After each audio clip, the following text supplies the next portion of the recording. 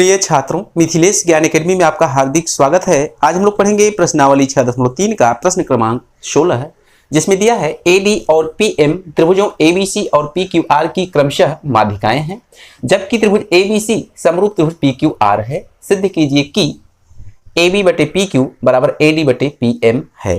तो देखिए, इस प्रकार के प्रश्नों में हमें चित्र की सख्त आवश्यकता होती है। तो यहाँ पर हमें दिया है त्रिभुज ABC और त्रिभुज PQR।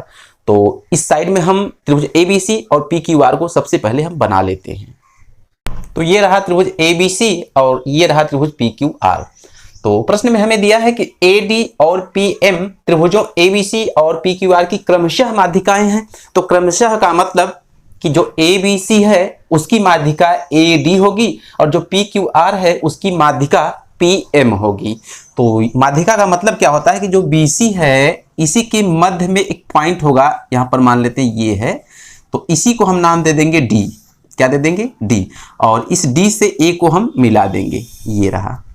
जस्ट इसी प्रकार से Q और R का जो मध्य बिंदु है, मान लेते हैं यही कहीं है, इसे हम नाम दे देंगे M और M से P को मिला देंगे। तो ये रही इनकी माध्यिकाएं और इस बात को आप समझ गए होंगे। तो अब होता क्या है, इसमें कुल 4 हेडिंग होती है इसे हल करने के लिए। पहली हेडिंग होती है दिया है, दूसरी सिद्ध करना है, तीसरी रचना, चौथी और आखिरी हेडिंग होती है उपपत्ति की। तो सबसे पहले हम अपने हल में लिखेंगे दिया है। तो ध्यान से देखिए, हमें दिया है कि त्रिभुज ABC समरूप त्रिभुज PQR।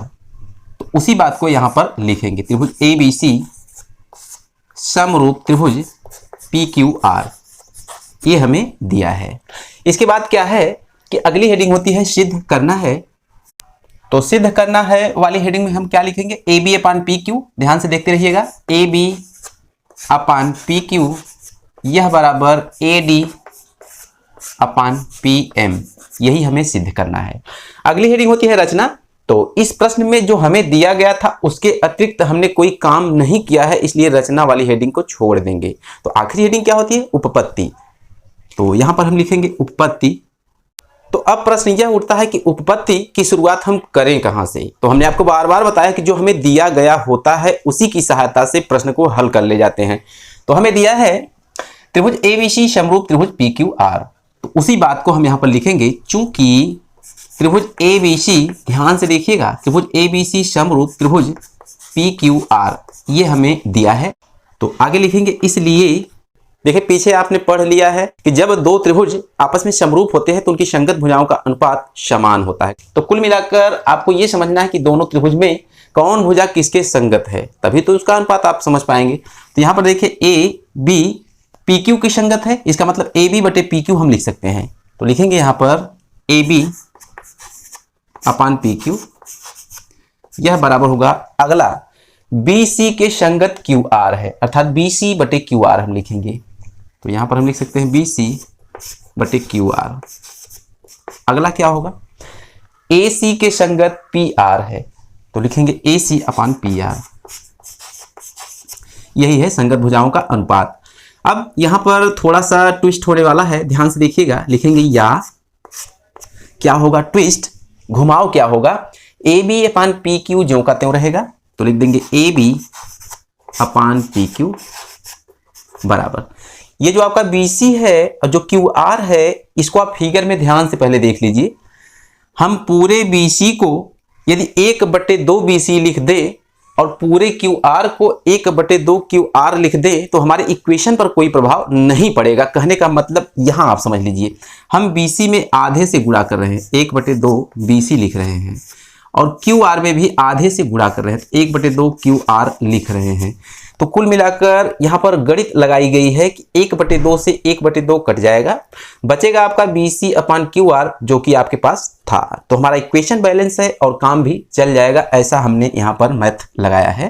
तो ये बराबर हो जाएगा AC अपान PR। तो यही है यहाँ पर ट्विस्टिंग पॉइंट, इसको आप समझ गए होंगे। अब प्रश्न ये उठता है कि 1/2 BC हमने क्यों लिखा और 1/2 QR हमने क्यों लिखा।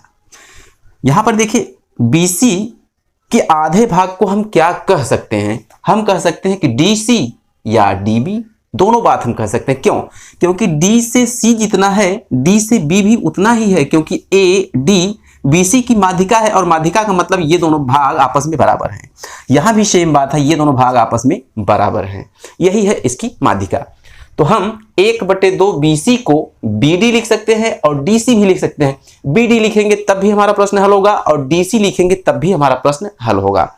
यदि हम इधर BD लेंगे तो इधर हमको QM लेना पड़ेगा, यदि हम DC लेंगे तो इधर MR लेना पड़ेगा। तो हम लेते हैं BD।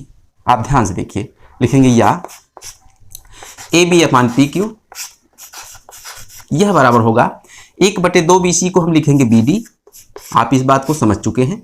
1/2 QR को हम लिखेंगे QM, यह बराबर होगा AC/PR। इसे हम मान लेते हैं समीकरण 1। क्या मान लेंगे? समीकरण 1।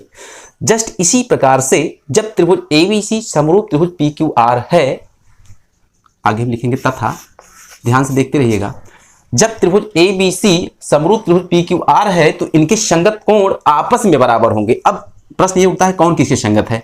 ध्यान से देखिए, जो कोण B है, ये कोण B कोण Q के संगत है, जो कोण A है P के संगत है, जो C है R के संगत है। तो किसी एक कोण को हम कोण के बराबर कर लेंगे, हमारा प्रश्न हल हो जाएगा। तो यहाँ पर कोण B कोण Q के संगत है और उसे लिखने का तरीका क्या होगा, हम लिखेंगे कोण ABC बराबर होगा कोण PQR। ध्यान से देखिएगा, लिखेंगे कोण ABC, यह बराबर होगा कोण PQR। अब देखिए ABC और PQR को दूसरी भाषा में हम क्या लिख सकते हैं, ध्यान से देखिएगा, कोण ABD बराबर कोण PQM, ऐसा भी हम लिख सकते हैं। तो ऐसा ही लिखेंगे, या कोण ABD बराबर कोण PQM, ऐसा हम लिख सकते हैं। तो ऐसा लिखने के बाद समीकरण 2 हम इसे बना लेंगे। ऐसा हमने इसलिए लिखा है कि हम इस छोटे वाले अर्थात ABD वाले त्रिभुज को और PQM वाले त्रिभुज को समरूप साबित करना चाहते हैं। तो समरूप साबित हो चुके हैं, ध्यान से आप देखिए, केवल यहां से देखिए AB/PQ बराबर BD/QM, केवल 2 अनुपात को देखिए, इसे आप छोड़ दीजिए एक पल के लिए। तो AB/PQ बराबर BD/QM, ये समीकरण 1 हमसे कह रहा है, यानी 2 संगत भुजाओं का अनुपात आपस में बराबर हो गया है। और ये समीकरण 2 हमसे कह रहा है कि एक कोण के बराबर हो गया। किसमें? ABD और PQM में। ध्यान से देखिए, ये और ये इनका अनुपात इसके अनुपात के बराबर है और कोण B कोण Q के बराबर है। तो इसका मतलब हुआ क्या कि भुजा कोण भुजा समरूपता कसौटी से ये कोण ABD कोण PQM के समरूप साबित हो चुका है। तो हम नीचे लिखेंगे समीकरण 1 और समीकरण 2 से। तो समीकरण 1 और समीकरण 2 से हम क्या लिखेंगे, त्रिभुज ABD, ध्यान से देखिए, ABD यह समरूप होगा त्रिभुज PQM। क्या होगा? PQM के समरूप होगा। तो ये आपने समरूपता कहां से लिखी, इसका रीजन आगे लिख देंगे, इधर ब्रैकेट लगा के लिख देंगे SAS। अब देखिए S का मतलब होता है साइड, A का मतलब होता है एंगल और इधर साइड। तो साइड एंगल साइड अर्थात भुजा कोण भुजा समरूपता कसौटी से। तो जैसा कि हमने आपको बताया, जब 2 त्रिभुज आपस में समरूप साबित हो जाते हैं तो उनकी संगत भुजाओं का अनुपात बराबर हो जाता है। कहने का मतलब ABD और PQM समरूप साबित हो चुके हैं। तो इसका मतलब क्या हुआ, इन दोनों छोटे वाले फिगर्स में इनकी संगत भुजाओं का अनुपात समान होगा। तो इधर हम लिख सकते हैं, लिखेंगे अतः, आप इस बात को समझ रहे होंगे, अतः देखिए AB के संगत PQ है इस छोटे वाले में भी, तो लिख देंगे AB/PQ, ऐसा लिखेंगे। और ये BD के संगत QM है तो लिख देंगे BD/QM बराबर AD के संगत PM है तो लिख देंगे AD/PM। तो यहां पर जो हमें सिद्ध करना है उस पर हम थोड़ा सा ध्यान देंगे। सिद्ध करना है AB/PQ बराबर AD/PM।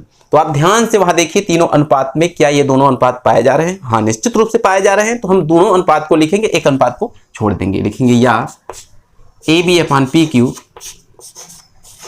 बराबर AD/PM। तो हमें जो साबित करना है उसी को हम लिखेंगे, जो नहीं करना है उसे छोड़ देंगे। तो नीचे लिख देंगे यही सिद्ध करना है, अर्थात हेंस प्रूव्ड। हेंस प्रूव्ड लिखिए या यही सिद्ध करना है लिखिए, नीचे आप कुछ भी लिख सकते हैं। तो ये था इस प्रश्न का हल और आप निश्चित रूप से समझ चुके होंगे। तो आज की वीडियो में बस इतना ही, फिर मिलेंगे अगले क्वेश्चन के साथ अगली वीडियो में। तब तक के लिए धन्यवाद।